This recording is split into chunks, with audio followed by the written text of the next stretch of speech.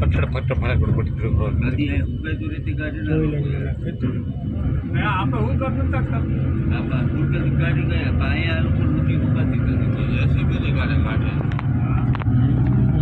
ओली है चिकनी काली माटी ने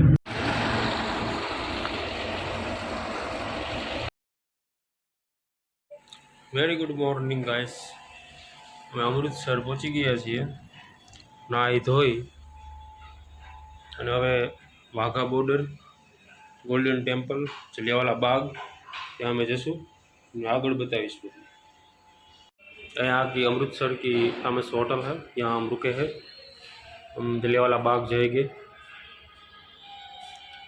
वाघा बॉर्डर जाएंगे और भगत सिंह राजगुरु और सुखदेव की जो समाधि स्थल है वाघा बॉर्डर से 5 किलोमीटर दूर है वहाँ भी जाएंगे। हमारे साथ कुछ और लोग भी हैं उसे मिलवाता हूँ।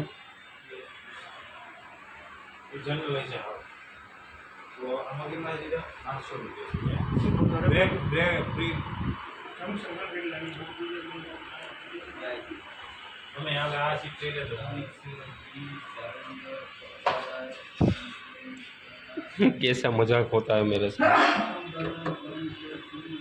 फेमस होटल तो नहीं है आपको पता चल ही गया होगा नहीं होगा चलो इसे लॉक नहीं करता और ना वो अंदर अंदर पूरा जाएगी। यहाँ पास में कुछ बैकग्राउंड तो नहीं दिख रहा। अभी हम निकलने वाले हैं थोड़ी देर में मिलते हैं।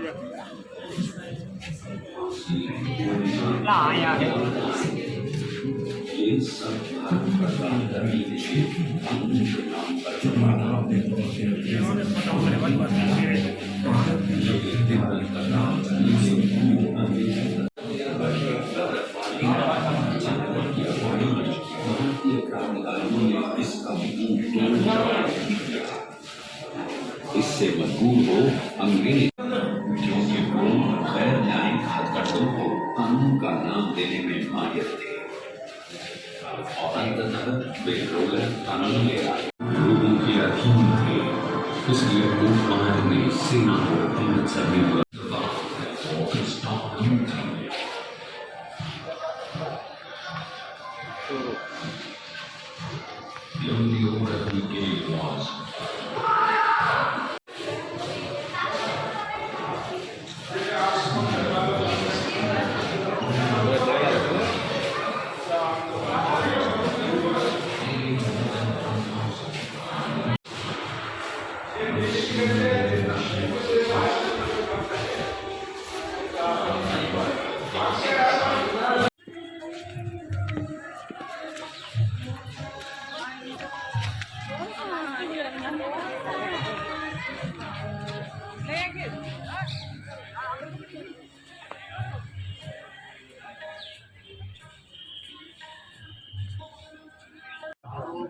तुमने देखा देखा है नहीं।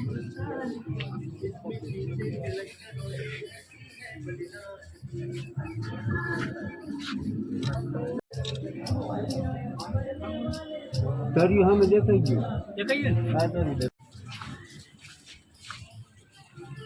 बुलेट मार्क्स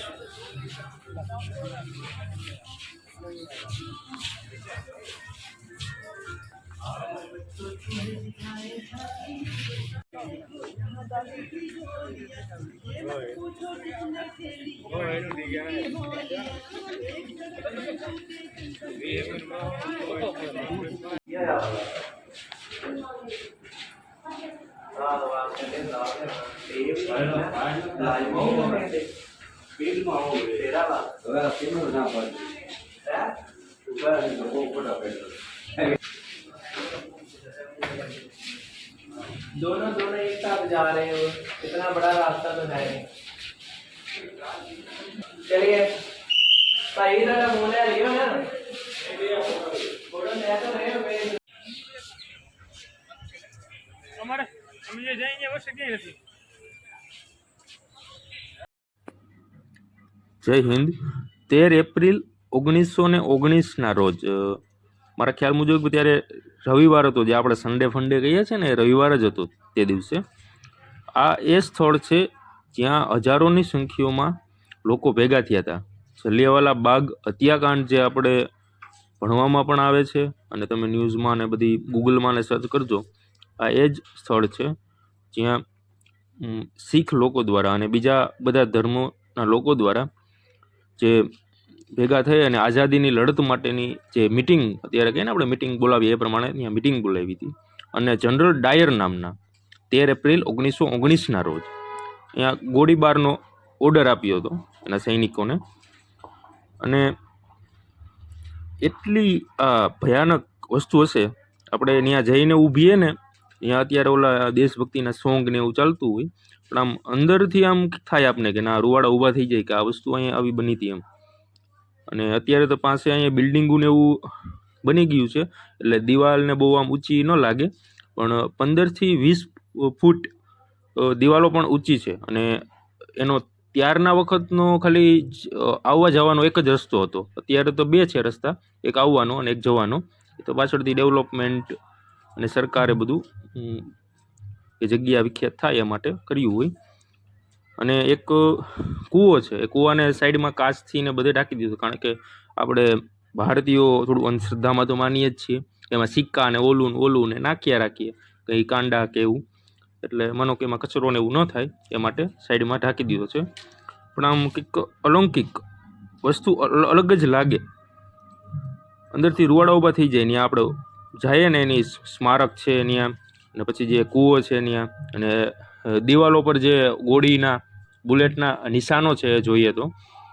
અને સરદાર ઉધ્યમસિંહજી એની અસ્થિ પણ અહીંયા 1919 પછીના વર્ષોમાં અહીંયા એક વિદેશમાં એ શહીદ થયા હતા. અને એની મને બહુ ખ્યાલ નથી, પણ મારા અંદાજે કહું છું, 1-2 જગ્યાએ મેં વાંચ્યું હતું, મને યાદ છે. તેની અસ્થિઓ પણ અહીંયા રાખવામાં આવી છે. એના જે કોડિટોર કહેવાય ને, એમાં 4 થી 5 કોડિટોર છે, ત્યાં એની અસ્થિ પણ છે. તમે પંજાબમાં આવો તો જલિયાવાલા બાગની મુલાકાત જરૂર લેજો, અને આપણા દેશના જે શહીદ થયેલા વ્યક્તિઓ છે એની આત્માને શાંતિ મળે એ માટે જરૂરથી ત્યાં પ્રાર્થના કરજો. જય હિન્દ, જય ભારત.